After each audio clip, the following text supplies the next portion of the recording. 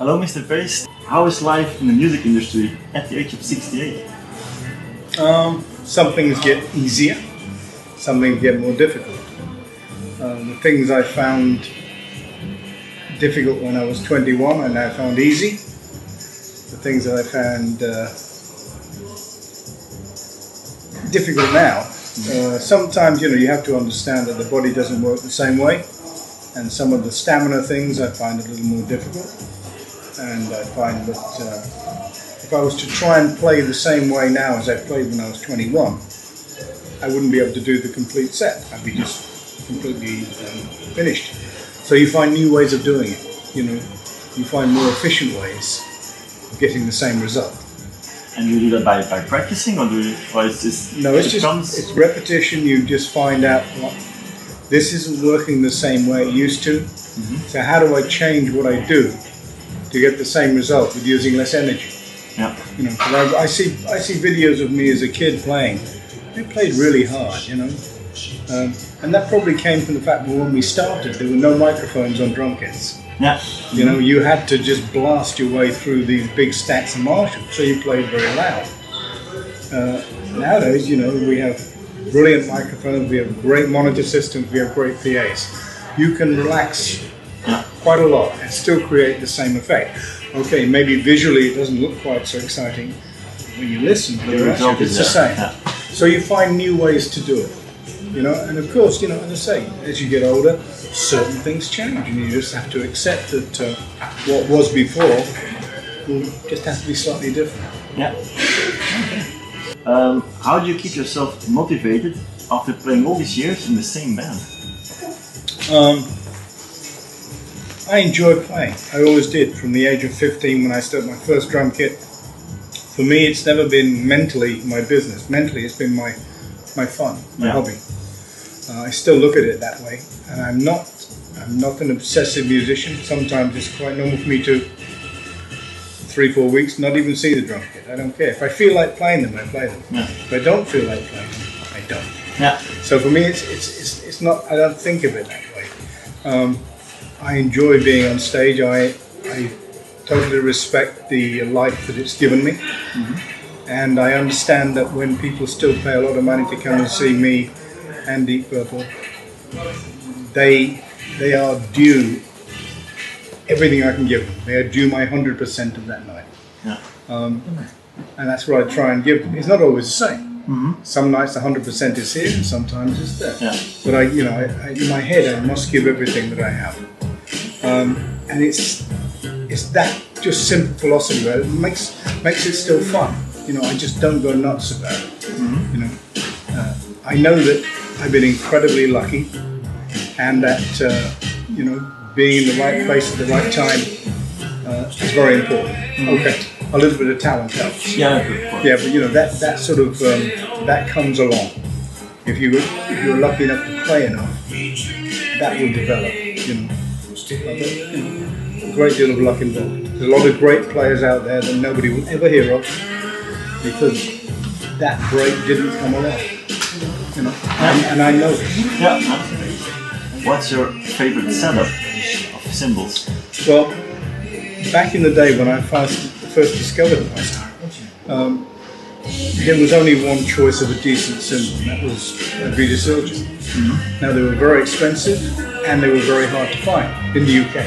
Mm-hmm. And trying to find a good one was very difficult because each cymbal was different. They had no standardization of production. Mm-hmm. And so, if by chance you lost one or it got broken and you tried to replace it, it was impossible to do it. You'd go into a music store and they maybe have 4 or 5 Zildjians, that's all. Mm-hmm. And they would all be different sounds and they wouldn't be your sound. Yeah.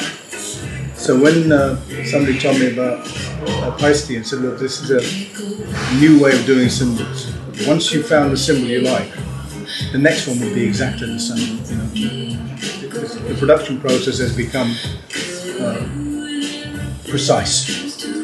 So I went along, I was lucky enough to be able to get into the factory and see the guys there, and they showed me the cymbals, and I just loved the sound. I listened first to the Formula 602s, beautiful, where they were just a little too bright, and the cymbals I could tell were a little too hard. They wouldn't take rock and roll. That's not what they were designed for. Yeah. And I found the 2002s, and they were just perfect for me. They had a warm sound, but I could tell that the cymbals were flexible and would create the volume I need on stage with a rock and roll band. And although they've created some wonderful cymbals in the last 40 years, that's still the sound I expect to hear when I play my kit. Yeah. So they're the cymbals I still use. To me, for my sound and the way I enjoy hearing cymbals, long duration, sweet, warm sound, but nothing else comes close to it. Yeah. Do you often experiment with cymbals, or do you have a fixed setup you always play? On stage I have a fixed setup. Occasionally I get a little call from the factory and say, would you like to try this? And I'll try it. But I generally end up back with what I know. And because I've been doing it so long, there's a sound I expect. Unless something really, really amazing comes on, makes me do this, then I'll go back. I have a new ride cymbal that I'm using. It's a 2002. I asked, when I was talking to Ian Paice July about a year ago, and said, I love the cymbal, but I just wish it had a little more bell. I don't want the great big bell ride, that just get clang, clang, clang. I just wish it would have a slightly heavier bell. So 2 months later, a cymbal came along, a prototype came along. It was a perfect 22-inch Paice July, 2002 ride, but it had a slightly heavier bell, and that's what I'm using on stage now. It's fantastic. So when I do go to the bell, which isn't very often, it really just comes out at me a little bit more. Yeah. So, within small differences, I'm willing to experiment. But I still have to hear the sound that I'm used to. Do you use the same setup in the studio as on stage? No. Everything in the studio is taken down a size, and that applies to the drums as well. I mean, on stage I use a 26-inch bass drum, studio is a 24. Yeah. It's still big, but it's a little more controllable for the studio. So where on stage my big medium cymbals are 24, that becomes a 22, and the 22 becomes a 20. Yeah. Just because you don't need the extra volume, you don't need the extra duration. The microphones in the studio are so incredibly sensitive, you can make do with a little less and get a little more. I mean, especially, we're talking cymbals here, but with a bass drum, once you get to the 26-inch, you're talking subsonics. Now on stage, you can do that because there is no 100% on stage. You can always do more. In the studio, you have to have a sound which works and is controllable. Yeah. And so I bring the cymbals down the size, so again, they balance in volume the kit. So I've even gone down 2 sizes. Sometimes I've gone down to an 18, depending on the room and the piece of music. But I do like big cymbals. I like the duration of the note. I like the depth of tone. I have no great love for this fairly modern idea of very, very short, small splash cymbals. I think it's a horrible sound. Gone. No, I want to go. That's what I want. But the sound. Yeah. People forget it's a drum kit. It's not a set of separate instruments. If I hit the bass drum, I want the snare drum I want the cymbals to shimmer, because every sound is connected. And when you have very small cymbals, they just sit there, do nothing. And I love to hit it and just feel the air around the kit move, and that means the cymbals are gently vibrating and the tom-toms are slightly ringing. Because it's one instrument. It's not 8 or 9, 10 different instruments. It's one instrument. What's your favorite Deep Purple member? I give the same answer. Different days, it's different songs. Yeah, okay. And some days you wake up and you're like this, and it'll be one of the pieces of music which is like that. Another day it'll be more in a groove mood, you'll find a groovy piece of music that you like. Sometimes you'll be in a blue mood, you'll find a blues that you like. So, I could probably narrow it down to about 12 tunes, but that's stupid. Yeah. So it changes for me, And like everybody's, we have different emotions on different days. So on one day, one piece of music is great, next day it'll be the worst piece of music. Yeah. Do you have some advice for the upcoming drummer? Or what would be your advice? Remember why you start playing drums.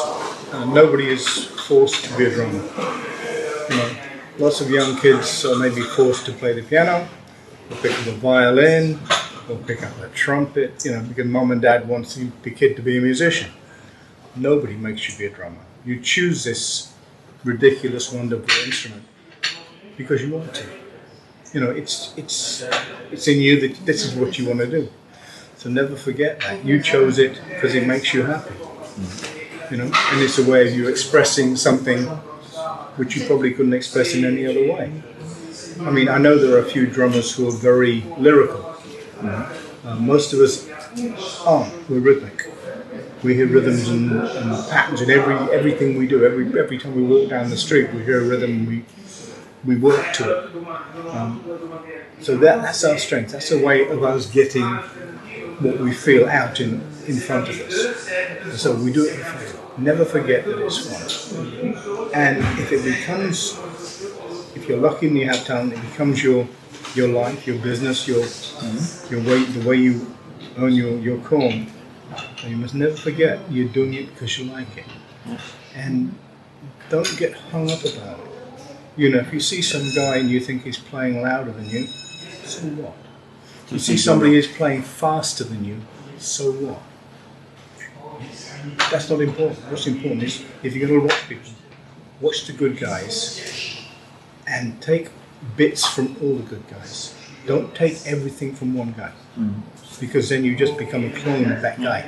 And no matter how good you are, you will never be as good as that guy. There are hundreds of guys who look to sound like John Bonham. They're not John Bonham. They can never be John Bonham. They can be 10 times as good. He's John Bonham. So it doesn't.